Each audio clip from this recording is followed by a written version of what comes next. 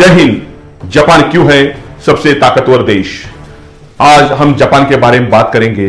दूसरे विश्व युद्ध के दौरान जापान के ऊपर परमाणु हमला हुआ और परमाणु हमला होने के बाद उनके जो दो शहर थे हिरोशिमा नागासाकी, उनको नेस्तनाबूद करने का काम अमेरिका ने किया। लेकिन जापानी नागरिकों ने हार नहीं मानी। हमको पता चलता है जापानी नागरिक अपने देश के प्रति हमेशा वफादार रहा है। आपको मैं एक 5 उदाहरण बताऊंगा जिन्होंने ये 5 नियम वो हर जापानी नागरिक उसका पालन करता है। जापान में जब 1945 में आक्रमण हुआ उसके बाद जापान की अर्थव्यवस्था एकदम से जीरो हो गई, लेकिन जापान ने हार नहीं मानी और जापान अपने देश को बलशाली बनाने का कार्य करता गया। उन्होंने ये 5 नियमों का पालन किया। जैसे कि पहला नियम जो है एजुकेशन सिस्टम। जापान में जो एजुकेशन सिस्टम है वो पहले से ही बच्चों को व्यवसायिक ज्ञान देने का कार्य करते हैं। बचपन से ही उनका बच्चा जो है आगे जाके मेरे को कोई ना कोई बड़ा इन्वेंशन करना है, खोज करनी है, ये सोचना शुरू कर देता है और बचपन से ही बच्चों को ये सिखाया जाता है। उसके साथ साथ डिसिप्लिन, अपने देश के प्रति ईमानदार रहने का डिसिप्लिन उनको सिखाया जाता है। जैसे कि उनको किसी से बात करना है तो उनके डेली रूटीन में थैंक यू और सॉरी ये वर्ड्स हमेशा आते हैं।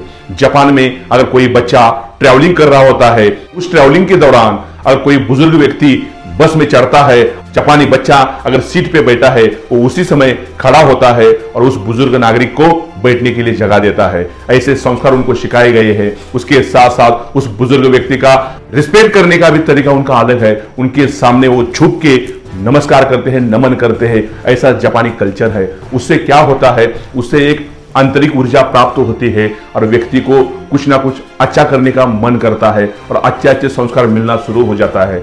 अगर ये नियम हम भी पालन करेंगे तो आने वाले समय में हम भी सबसे शक्तिशाली देश के रूप में उभरेंगे।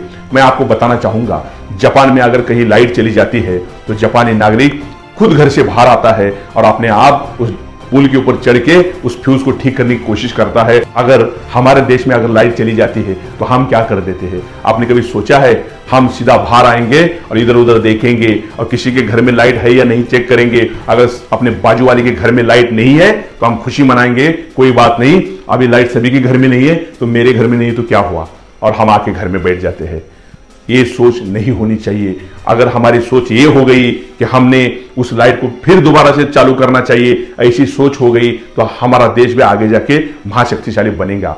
उसके साथ साथ जापान में टेक्नोलॉजी का जो खोज है वो सबसे ज्यादा है। हमारे देश में 4G नेटवर्क चलता है, लेकिन जापान में अभी 5G नेटवर्क चल रहा है। लेकिन आने वाले समय में उन्होंने 6G की भी खोज करना शुरू कर दिया है और 6G भी चलेगा। तो इसलिए हमारा देश शक्तिशाली बनाना है तो हमारे पास भारत के जो इंजीनियर है उनको बताना चाहूंगा, इनका जो ज्ञान है सबसे ज्यादा है। हमारा ज्ञान सब जगत के लोग यूज कर रहे हैं, लेकिन हमारे ज्ञानी लोगों ने भी अपने देश के प्रति ईमानदारी से काम करना चाहिए और हमारे देश को महाशक्तिशाली बनाने का कार्य करना चाहिए। उसके साथ साथ जापान सबसे ज्यादा एक्सपोर्ट करने वाला देश भी है। मैं आपको इतना बताना चाहूंगा, जापान में बहुत सी खोजें निकल रही है, जैसे कि बुलेट ट्रेन हो, जैसे कि इंटरनेट हो, जैसे कि मोबाइल का इन्वेंशन हो। जापान में अलग अलग इन्वेंशन ज्यादा से ज्यादा होता है और वो पूरे जगत को एक्सपोर्ट करने का कार्य करते हैं और ज्यादा से ज्यादा एक्सपोर्ट करने की वजह से उनकी इकोनॉमी मजबूत होती जा रही है। आज आपको बताना चाहूंगा, जापान की जो इकोनॉमी है जगत में 3रे नंबर की इकोनॉमी है। 12 करोड़ लोक संख्या होने वाला देश जापान है और भारत की लोक संख्या 140 करोड़ है और हम जापानीज के बराबरी अगर करना चाहेंगे तो 12 करोड़ वर्सेस 140 करोड़ है, फिर भी हमारा देश जापान से पीछे है। ऐसा क्यों है? वो इसलिए है हम हमारे देश के प्रति ईमानदारी से काम करने में थोड़ा सा कम पड़ रहे हैं।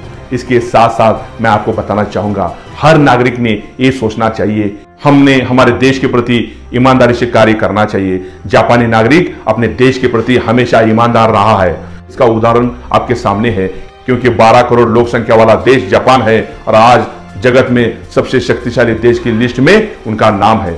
मैं आप सभी लोगों को इतना ही कहना चाहूंगा कि जापान में 5 रूल फॉलो किए जाते हैं, जैसे कि education system, discipline, technology, export और सॉरी और थैंक यू बोलने की आदत। ये 5 आदत अगर इंडिया के सभी लोग पालन करेंगे तो आने वाले समय में भारत एक महाशक्तिशाली देश बनेगा और जगत में सबसे शक्तिशाली देश के रूप में भारत उभरेगा और महाशक्तिशाली बनेगा।